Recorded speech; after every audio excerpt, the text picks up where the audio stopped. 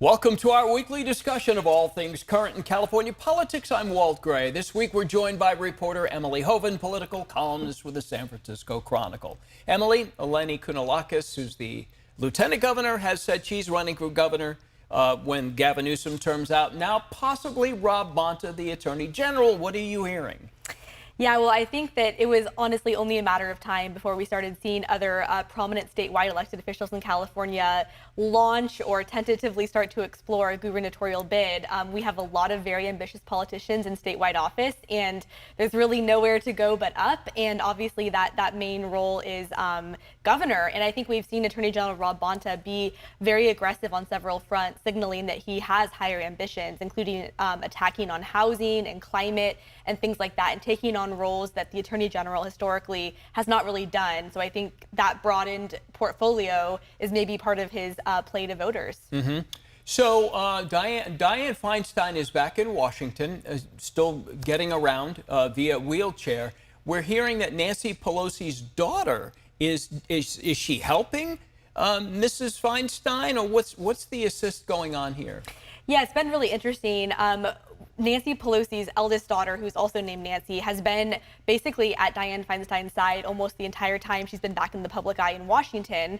And that has kind of raised some speculation among folks that, you know, why are the Pelosi so closely involved in Feinstein's return?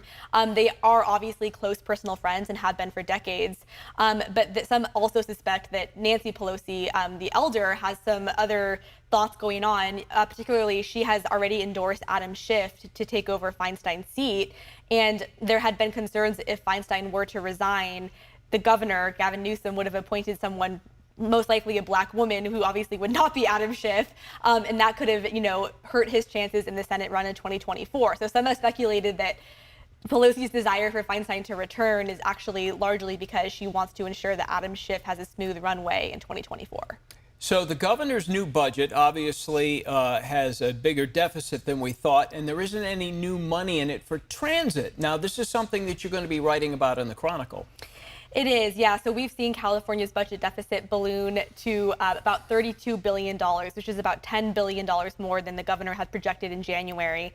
And despite the fact that the transit systems in California are facing a massive fiscal cliff as federal dollars are going to run out in the next couple of years, the governor has not proposed increasing any money to help ensure that those operations continue.